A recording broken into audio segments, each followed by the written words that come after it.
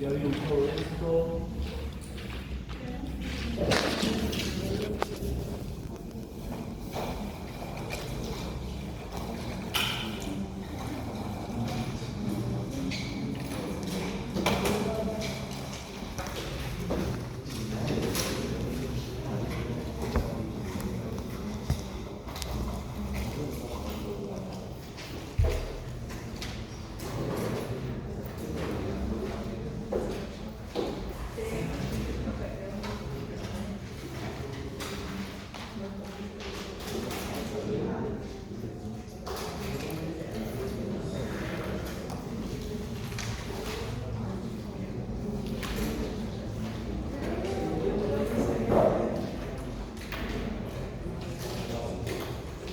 Bueno, resumiendo lo que hemos hecho hasta ahora, dicho que el transporte a través de la membrana, hay uno pasivo y otro activo. Albert, ¿me puedes decir cuál es el pasivo? ¿Cómo lo dividirías al transporte a través de la membrana pasivo? Difusión. Simple y facilitada.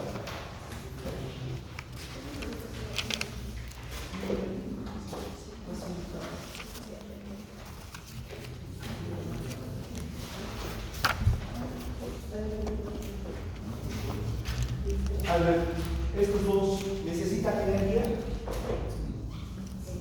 ¿Sí? No necesitan energía. Esas diferencias, por favor, es lo básico.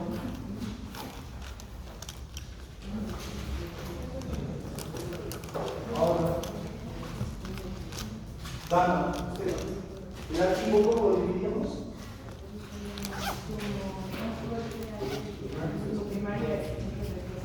Secundario. Entonces aquí tenemos al primario y al secundario. Estos sí necesitan energía.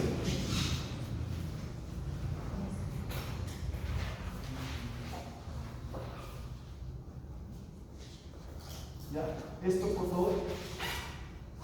Las preguntas de examen calificación. Por eso tienen que entender bien todo esto. Ahora, cuando hablábamos de las moléculas, siempre hay un movimiento cinético de las moléculas que chocaban entre sí y chocaban a la membrana. ¿Ya? ¿Y qué generaba este movimiento cinético en la membrana? Cuando hay ese movimiento cinético, ¿qué generaba?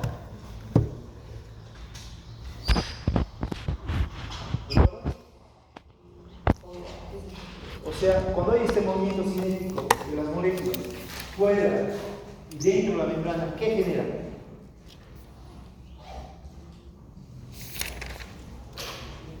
¿Alguien puede responder? ¿Qué generaba este movimiento cinético? Calor. Es por eso que cuando hay frío, estamos a 0 grados, no va a existir este movimiento cinético. Entonces, como vemos aquí esta imagen, tenemos la difusión pasiva, es decir, simple y facilitada. El transporte activo en primario y secundario, el cual necesita ATP, energía, para que se produzca. Entonces, a través de la membrana, solo pasaba oxígeno, alcohol, CO2 y anestésicos. ¿Perdón? Y nitrógeno. ¿Ya? No pasa agua. O sea, esta membrana lipídica tiene los pequeños poros que permiten el paso de altura. ¿Y qué propiedad tienen estas moléculas, sustancias que les dejan pasar? ¿Por qué les dejan pasar? Porque son liposolubles. ¿Ya? Por eso es que los dejan pasar.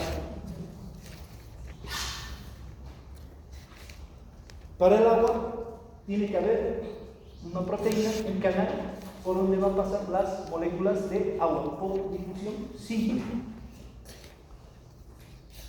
Entonces, ahora, estas moléculas de agua, ¿mediante qué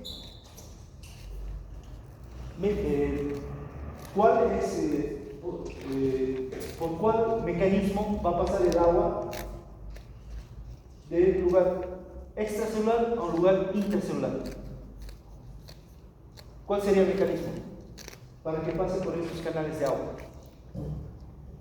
¿Cuál es el que mueve agua de un lugar de mayor concentración a uno de menor concentración? ¿Pero? ¿Y qué hace la proteína en canal?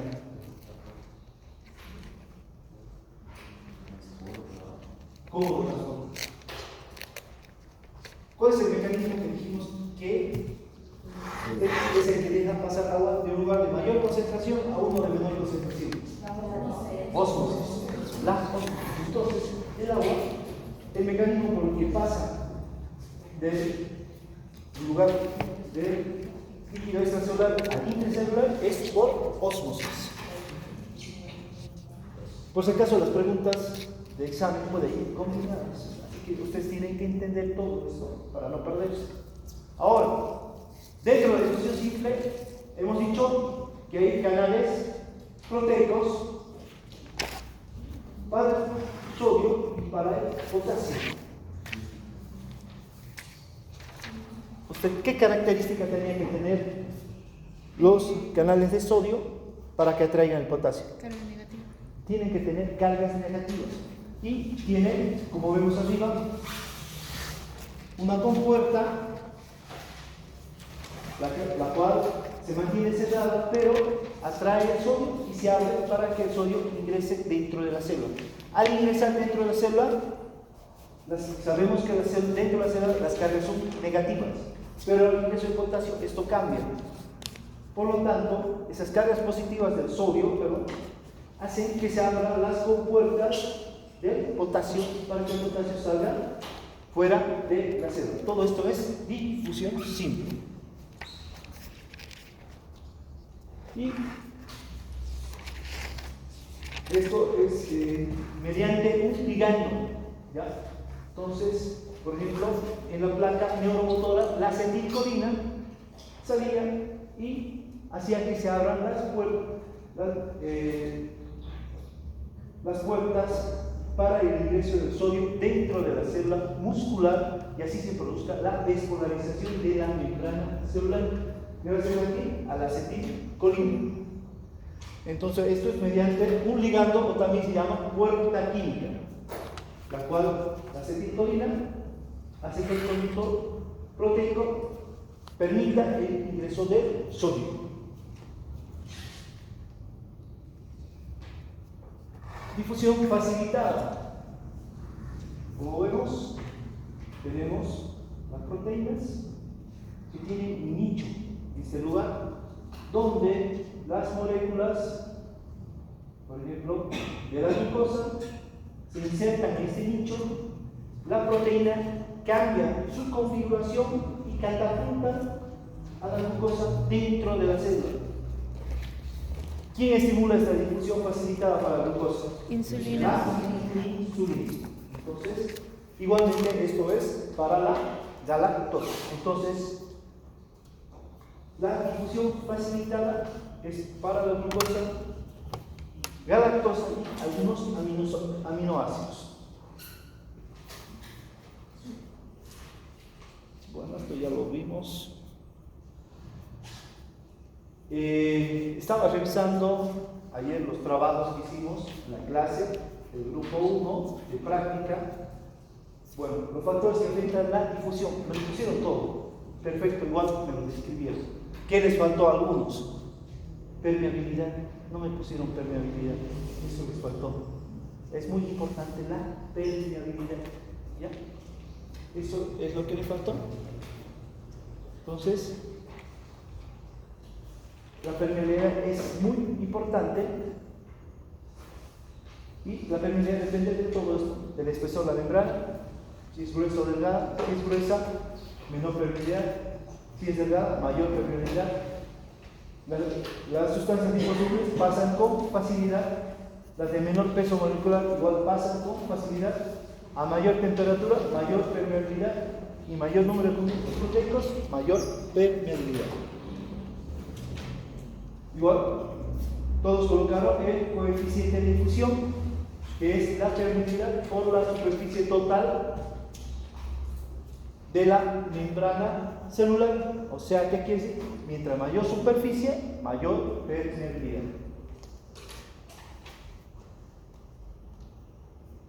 Igual colocaron esta diferencia de concentración de una membrana de mayor concentración, pasan a un lugar de menor concentración. Pero nunca se olviden que para que se produzca esto tiene que haber un movimiento cinético. Las moléculas chocan entre sí, chocan contra la membrana celular y pasan a un lugar de menor concentración. Fundamental es el movimiento cinético de las moléculas. Aquí muchos se confundieron, ¿ya? Diferencia del potencial eléctrico a través de la membrana.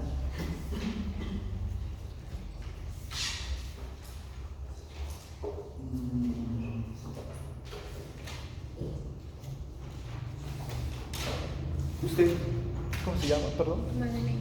¿Perdón? Madeleine. Madeleine. ¿Cómo era el concepto de este potencial eléctrico a través de las membranas? ¿Qué tenía que pasar aquí? Que este debía estar en equilibrio gracias a la ecuación de Fuerza. fuerza de presión automotriz. Ajá, ecuación de fuerza automotrices. ¿Ya? Entonces, ¿qué tendría que pasar aquí? Tienes un sector E y un sector I. Y en ¿Cómo se producía el paso de las moléculas? de un lado a otro, de ¿Ya? izquierda a derecha. ¿Y qué tenía que pasar? ¿De qué depende aquí? De las cargas que tenga la membrana. De las cargas eléctricas, no de la membrana, sino de las moléculas. Entonces tienes una membrana aquí. Entonces, muchos han puesto que aquí depende del gradiente de concentración. No, depende de las cargas eléctricas. Si tienes aquí un sector E, tiene mayor cantidad de moléculas, tiene mayor cantidad, pero la premisa es que tiene mayor cantidad de cargas negativas. Y estas cargas negativas repelen a las moléculas. En cambio, el sector I tiene mayor cantidad de cargas positivas, las cuales atraen las moléculas. Entonces, gracias a esto, las moléculas pasan de izquierda a derecha. Y hay una mayor concentración en el lado derecho. Pero llega un momento que tiene que haber un equilibrio. Entonces, las moléculas van a pasar de derecha a izquierda.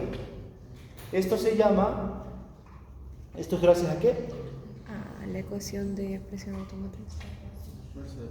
Fuerza de presión automotriz. La ecuación de fuerza automotriz, la cual dice que tiene que las cargas de E se tienen que restar con las cargas del sector I. A ver. En la difusión simple, afuera de la célula tiene las cargas negativas del sodio y pasa adentro de la célula por el costado de célula positivo. Ya. Aquí el sodio sí que es un catión o es un anión.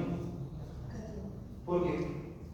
Es positivo. El sodio siempre va a ser positivo. Por lo tanto, el sodio es extracelular. ¿Cuánto es el valor del sodio en líquido extracelular?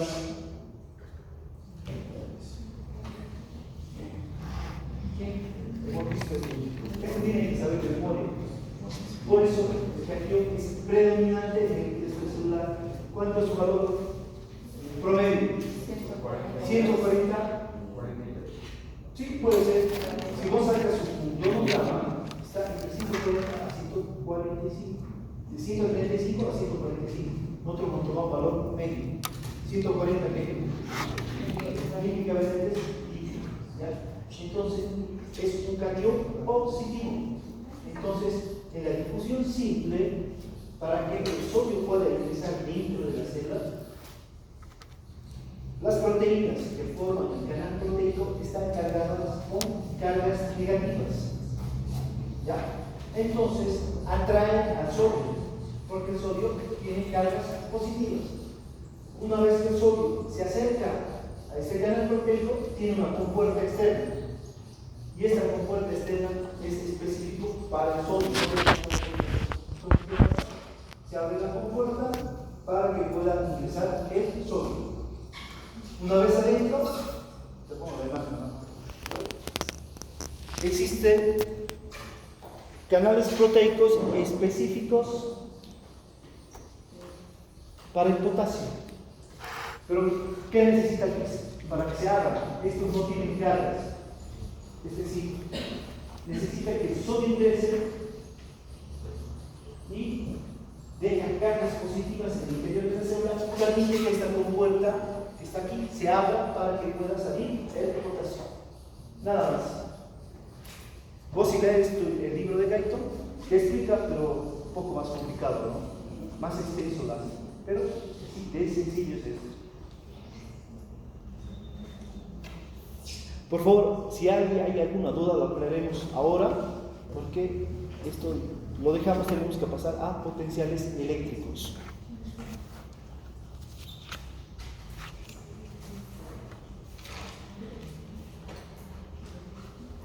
Entonces, diferencia de presión es muy importante. Por ejemplo, en la membrana alveolo capilar, que vimos el año pasado en histología, que estaba formado por un alveolo donde había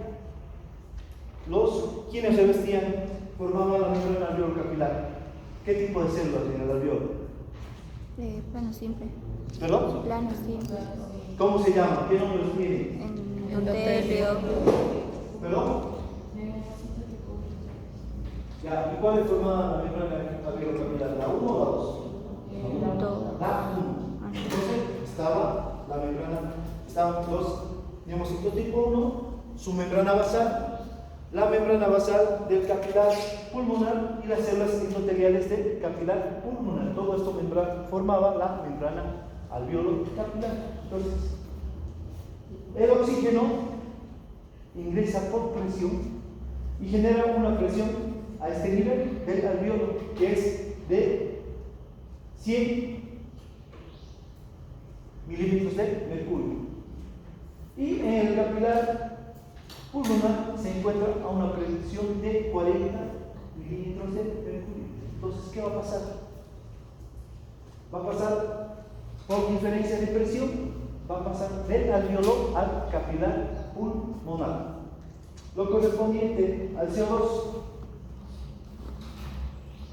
El CO2 se encuentra con una presión de 46 milímetros de mercurio en el capilar pulmonar y en el alveolo de 40. Por tanto, va a pasar por diferencia de presión del capilar pulmonar al alveolo pulmonar.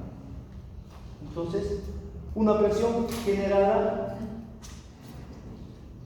hace que las moléculas se reúnan, choquen entre sí, choquen la membrana y pasen a un lugar donde hay menor presión.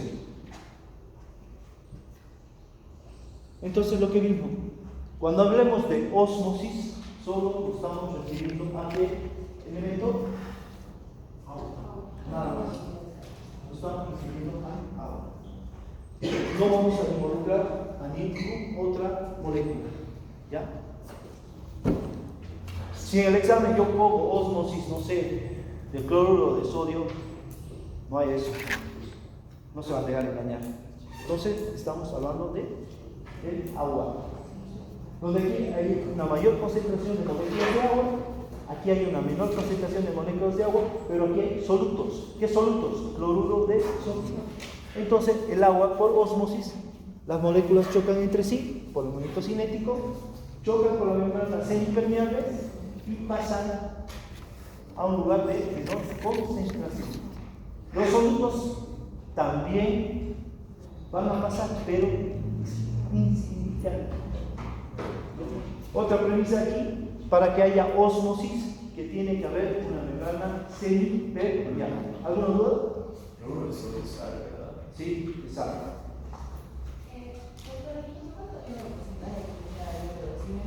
¿Perdón? El alveolo está entre 104, otro libro dice 100, presión estás hablando. Sí, así más o menos. En su libro, ¿cuánto está?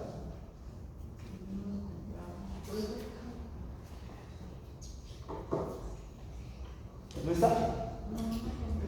Pero cuando vemos sistema cardiovascular, transporte de la hemoglobina del oxígeno, igual en sangre, ahí vamos a ver, según su libro está en sangre. El transporte de hemoglobina se maneja por presiones. Ahí lo va a tener seguro. Capaz no lo tiene ese dato ahí. ¿Qué era la presión osmótica? La presión que se pone en los vasos. Es la presión que se opone a la osmosis.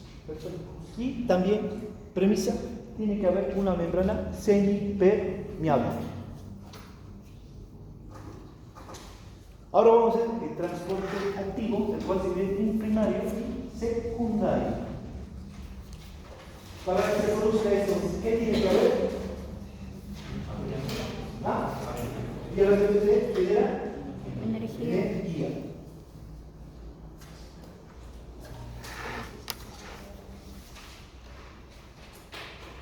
Hablamos del primario, ¿dónde van a estar las bombas? Son bombas de sodio y potasio, la bomba de calcio y la bomba de hidrogeniones. Esto es lo que les quería explicar el día miércoles, pero no tenían. Entonces, ¿qué pasa aquí? El sodio ha ingresado dentro de la célula. ¿Cómo ha ingresado? Por diferencia de concentración, diferencia de potencial eléctrico y diferencia de presión. Entonces, ha entrado por un transporte pasivo. ¿Qué pasa si este sodio se queda dentro de la célula? ¿Perdón? La célula se va a empezar a hinchar. ¿Por qué? Porque arrastra agua. ¿Ya? Entonces, la célula se va a hinchar y puede reventar por la cantidad de agua que va a entrar. Entonces, tiene que haber aquí un mecanismo para poder sacar el sodio y pueda luchar contra estos tres mecanismos. ¿Cuál es? La bomba de sodio y potasio. ¿Qué tiene que haber para que esta bomba de sodio y potasio funcione? Tiene que haber proteínas. ¿Qué proteínas tenemos? Tenemos la más grande, que es la subunidad alfa, la vemos aquí, y la subunidad beta. Como vemos aquí, la subunidad alfa es más grande, más o menos tiene un peso molecular de 100.000. La beta es más pequeña y tiene un peso molecular de 55.000. Las dos se encuentran enclavadas en la membrana bilipídica. ¿Qué más tiene que haber aquí? Tiene que estar presente la enzima ATPasa. Entonces, como vemos aquí, tiene un sitio, esta subunidad alfa, para que se coloquen dos moléculas de potasio en el exterior, en el líquido extracelular.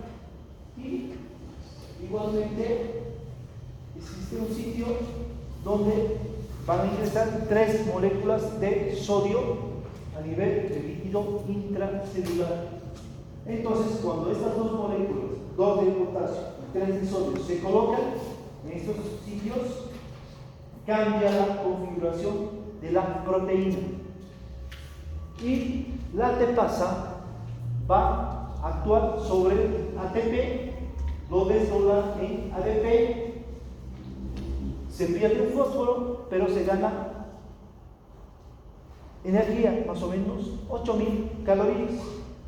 Y esto hace que la proteína cambie aún más su configuración y entran dos moléculas de potasio, salen tres de sodio. A esto lo llamamos la bomba de sodio y potasio.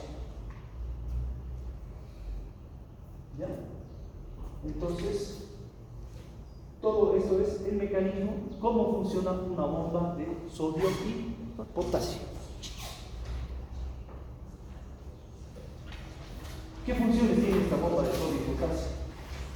Controlar el volumen de las células. O sea, no permite que la célula se hinche y vaya a reventar por la cantidad de líquido que tiene. Participa en la bomba electrógena. Como sabemos, ingresa potasio, sale sodio. Entonces, al ingresar el potasio dentro de la célula, crea un gradiente extra de cargas negativas. ¿Ya? Es por eso que va a participar en la bomba electrógena. Hay un gradiente mayor de cargas negativas dentro de la célula gracias a la bomba de sodio y potasio. Y no nos olvidemos que estas cargas negativas intracelulares son mantenidos también por los aniones, como ser fosfatos, sulfatos, que mantienen la electronegatividad dentro de la célula.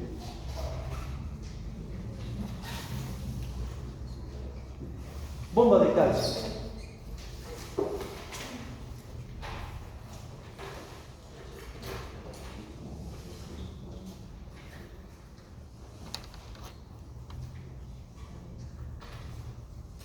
¿Cómo se llama?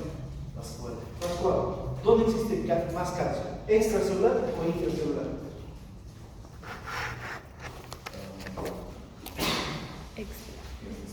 Extracelular. ¿Sí? ¿Se termina la imagen? Existe más calcio extracelular que intracelular.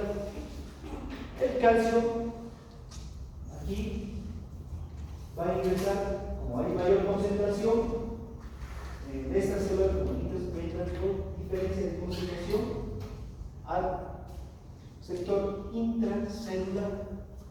Pero este calcio no es suficiente para que se produzca la contracción muscular. ¿De dónde va a sacar calcio? ¿Qué organismo citoplasmático es el que almacena calcio? ¿Mitocondria o más? Retículo endoplasmático. ¿Hay un músculo, cómo se llama? Retículo sarcoplástico. Entonces, la fibra muscular, como sabemos, su membrana celular se llama sarcolema. Su retículo endoplasmático liso, retículo sarcoplástico, que es el que almacena calcio. Entonces, el calcio va a salir del retículo sarcoplástico y va a salir de las mitocondrias. ¿A dónde sale? Al sarcoplasma. Entonces, este calcio va a actuar sobre la troponina C. Esta troponina C va a actuar a la tropomiosina, la cual activa a la actina y a la miosina para que se produzca la contracción muscular. Luego este calcio tiene que salir de la célula y tiene que volver a ingresar al retículo sarcoplástico y a las mitocondrias. Entonces, ¿cómo lo va a hacer? Necesita de la bomba de calcio. Igualmente, aquí está el ATP, que algunos libros están como antepasa, pero la enzima antepasa, o también llamada antepasa de calcio. Entonces, ¿qué va a hacer? Las proteínas cambian la configuración de las proteínas de la membrana celular y desdobla el ATP en ADP, y el calcio sale fuera de la célula. Igualmente vuelve a ingresar al retículo sarcoplásmico y a las mitocondrias. Entonces, esta es la manera de cómo funciona la bomba de calcio. ¿Hay alguna duda aquí?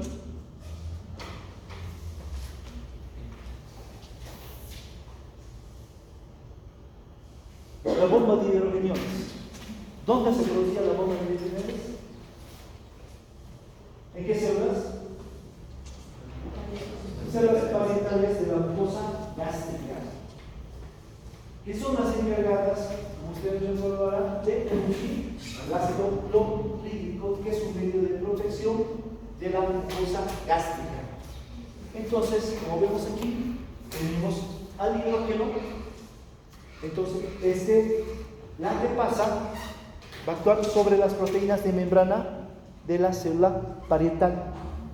Cambia su configuración y el ATP se desdobla en ADP y el hidrógeno pasa de la célula parietal hacia la cavidad gástrica para formar el ácido clorhídrico. Entonces, ¿qué tenemos aquí? ¿Sí? Hay una hipersecreción de hidrógenos para la formación de ácido clorhídrico y hay una acidemia exagerada que te va a producir gastritis. ¿Qué medicamentos tendríamos que utilizar? Los inhibidores de la bomba de protones que van a actuar a este nivel. ¿Qué medicamentos tenemos? Omeprazol,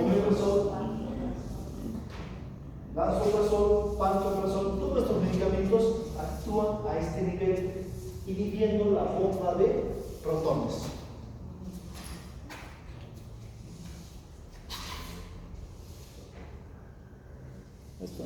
Esto lo vamos a ver en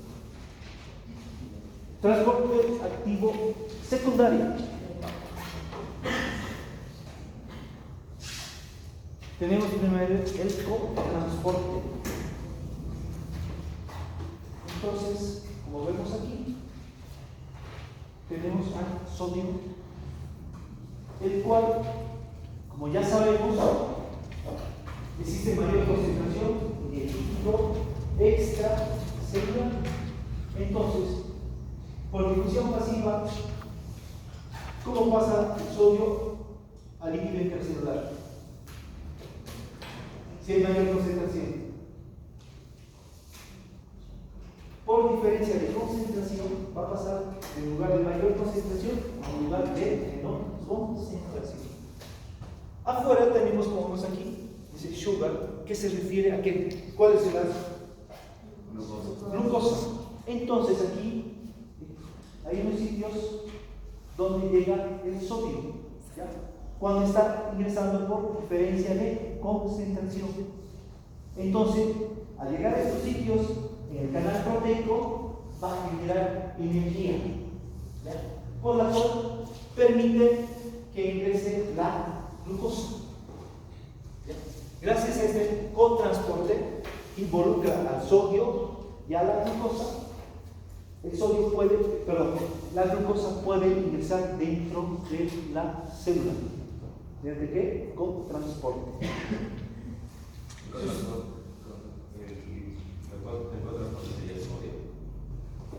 El sodio. O sea, el sodio tiene unos sitios dentro del canal proteico, como ves ahí, que llegan y van a cambiar la configuración de la proteína porque está generando energía. Y gracias a esto, la glucosa puede ingresar dentro de la célula. Es por eso que cuando ustedes roten pediatría, sobre todo los niños cuando llegan deshidratados necesitan agua y electrolitos. ¿Qué electrolitos? Sodio y cloro. Sodio y cloro tienen todas las soluciones isotónicas, como ser la solución fisiológica o la solución Richter normal. Entonces, aparte, el niño necesita energía. Entonces, ¿qué hacen los pediatras? Colocan la solución glucosada, calculan cuánto de líquido necesita el niño para 24 horas y aparte le colocan glucosa a esa solución fisiológica. ¿Por qué? Porque si ellos saben que por cotransporte el sodio va a generar energía para que la glucosa pueda entrar dentro de la célula. ¿Ya? Esto sería la explicación de por qué los pediatras, aparte de hidratar al niño, le colocan glucosa para que el niño tenga energía. Igualmente, si ustedes se fijan, los que van al gimnasio, los que toman Power, Gatorade, todas las bebidas estas tienen sodio, cloro, y aparte tienen glucosa. Entonces, ellos saben que la glucosa va a entrar gracias a este mecanismo de cotransporte. ¿Alguna duda aquí? Si estoy yendo muy rápido, me avisa. Ahora tenemos contratransporte. ¿Ya? Entonces, como vemos aquí, tenemos al sodio, igualmente, que está ingresando por un canal proteico. ¿Ya? Este sodio sodio igualmente está ingresando por diferencia de concentración. Y tenemos calcio intracelular que necesita salir de la célula. Entonces, este sodio tiene un sitio donde llega igualmente el calcio. Tiene una configuración, dice que llega a una configuración externa del canal proteínico y el calcio llega a la configuración interna. Entonces, cuando llega a este lugar, el sodio produce energía al ingresar dentro de la célula y gracias a esto el calcio puede salir fuera de la célula. A esto llamamos contratransporte.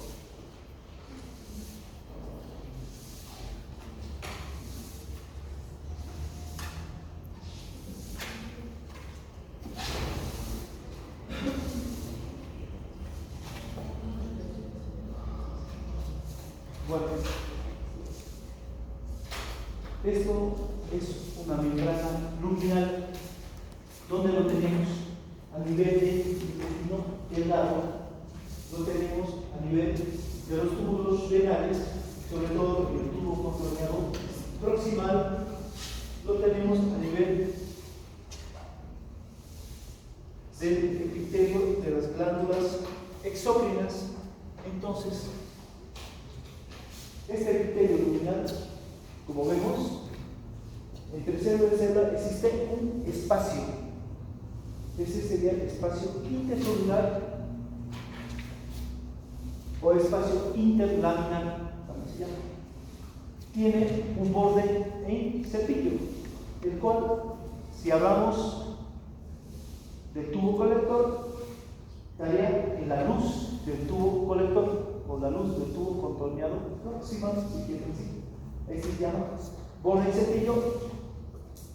Y tenemos por atrás una membrana basal, donde también vamos a encontrar los capilares. Entonces, ese sería un borde basal. Entonces, aquí, ¿qué pasa? El sodio va a ingresar, pasa por la luz del tubo colector y por ese borde de cepillo, por diferencia de concentración, va a ingresar dentro de la célula por este borde en cepillo. Y igualmente, este sodio, como vemos aquí en la imagen, por transporte activo va a pasar al borde intercelular para posteriormente pasar hacia el borde basal. Igualmente van a ser arrastrados aquí que el cloro, que tiene cargas negativas, por las cargas negativas es arrastrado igualmente de la célula, igualmente es arrastrado el agua. El mecanismo por el que es arrastrado sería por ósmosis. Entonces, todos estos elementos, el sodio, el cloro y el agua, van a pasar por diferencia de concentración, por diferencia de cargas electrógenas, por transporte activo, y el agua va a pasar por ósmosis.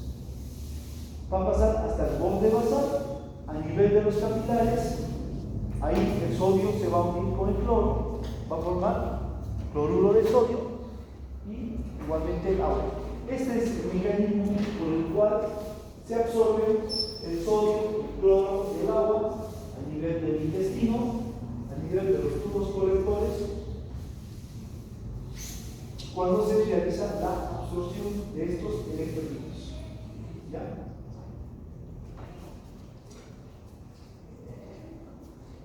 Entonces, esto hablando, cuando veamos aparato digestivo, vamos a ver todo esto. Entonces, usted lo que tienen que saber, que el sodio va a pasar por difusión simple. Dentro de la célula, por el borde del cepillo, en el espacio interlaminar va a pasar por transporte activo. Igualmente, en el borde basal va a pasar por transporte activo para llegar hasta los capilares y ahí ser llevado al sistema cardiovascular. Lo mismo el agua es arrastrada y por ósmosis igualmente va a llegar hasta los capilares. ¿Está bien? ¿Hay alguna duda aquí? Entonces, aquí todos los mecanismos que hemos visto de difusión pasiva y activa se combinan para que haya la absorción de sodio. El cloro es arrastrado por sus cargas negativas y el agua va a pasar por ósmosis. ¿Hay alguna duda?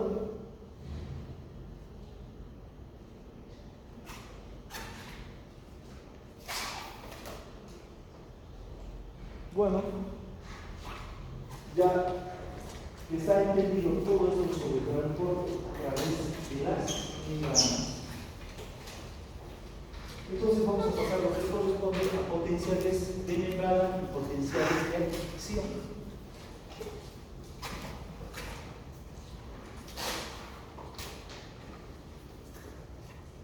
Si hablamos de los potenciales de membranas celulares, existen dos situaciones. Uno es el potencial de membrana en reposo. Aquí la célula está en reposo. ¿Y qué quiere decir esto? Fuera de la célula va a haber cargas positivas o negativas. Está en reposo. ¿Negativas? Fuera de la célula. O sea, líquido extracelular. O positivas. Siempre que la célula esté en reposo, las cargas fuera de la célula van a ser positivas. Y dentro de la célula, ¿cómo son? Negativas. Entonces, yo cuando esté hablando del estado de reposo, estoy diciendo que hay cargas positivas fuera de la célula y dentro hay cargas negativas.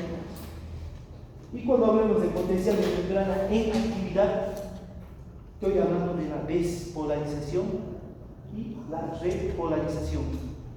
¿Ya?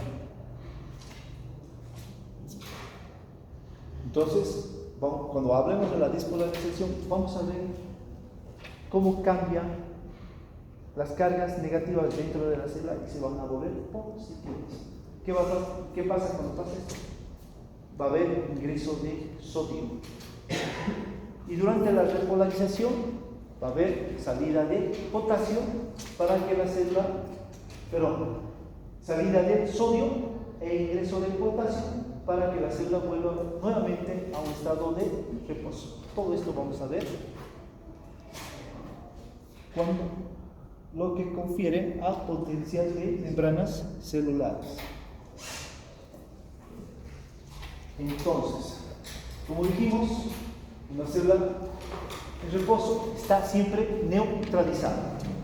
Tenemos nuestra membrana bilipídica, tenemos cargas positivas fuera de la célula y cargas negativas por dentro de la célula. Para obtener estas cargas eléctricas tenemos el potencial en membrana en reposo por difusión, el potencial en membrana de reposo por conducta de fuga y me falta aquí el potencial en membrana en reposo por carga electrógena. Ya voy a completar. Entonces, el potencial de membrana por difusión, como vemos aquí, tenemos una célula, el potasio, el cual se encuentra dentro de la célula. Entonces, el potasio ingresa dentro de la célula y vuelve para que que el potasio ingrese a la célula, existe el potencial de membrana por difusión. ¿Qué quiere decir? Que tiene un tope, ¿ya?, para que el potasio vuelva a ingresar dentro de la célula. ¿Cuál va a ser ese tope? Menos 94 milivoltios. ¿Ya? Cuando se llega a menos 94 milivoltios, se cierra esta puerta de voltaje. ¿Ya? Y el potasio ya no puede ingresar dentro, como dice aquí. Lo mismo del sodio. ¿Ya? El sodio sale de la célula. ¿Ya? Igual tiene, cuando llega a 61 milivoltios, este sodio ya no puede, ¿ya? Entonces se cierra la compuerta de voltaje y el sodio ya va a ingresar. ¿Cómo podemos medir esto? Tenemos el potencial de membrana que se comprueba mediante la ecuación de Nernst, que es el logaritmo por la concentración intracelular sobre la concentración extracelular. Entonces, para encontrar, tenemos un logaritmo de 61, que es una constante. La concentración intracelular, ¿cuánto va a ser el potasio? 140. La concentración extracelular va a ser de 4.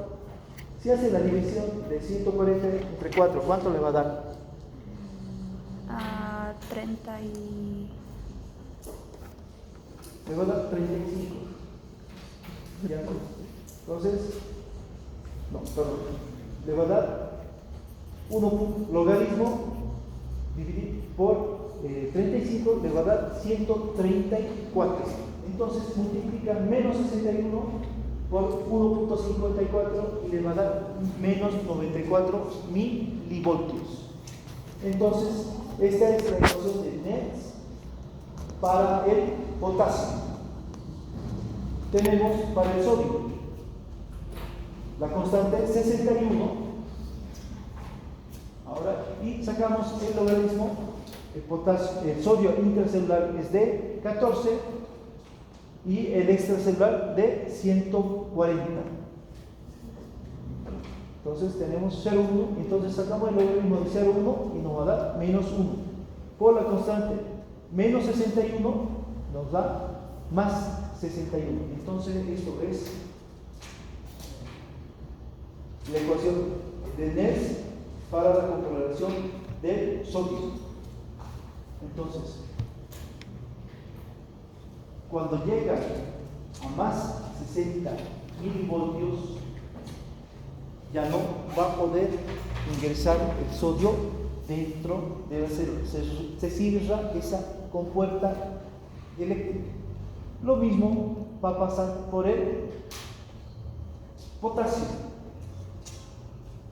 Menos 94 milivoltios llega y no se va a abrir la compuerta para que pueda salir el potasio fuera de la célula.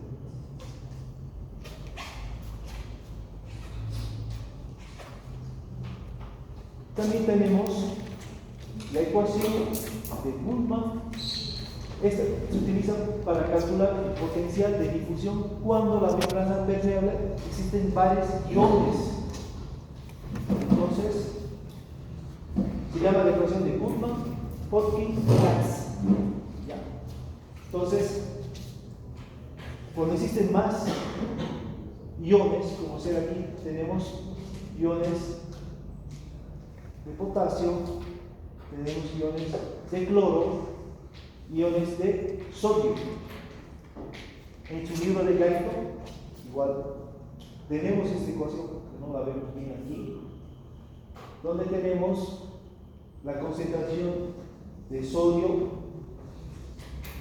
extracelular menos el sodio intracelular, la concentración de potasio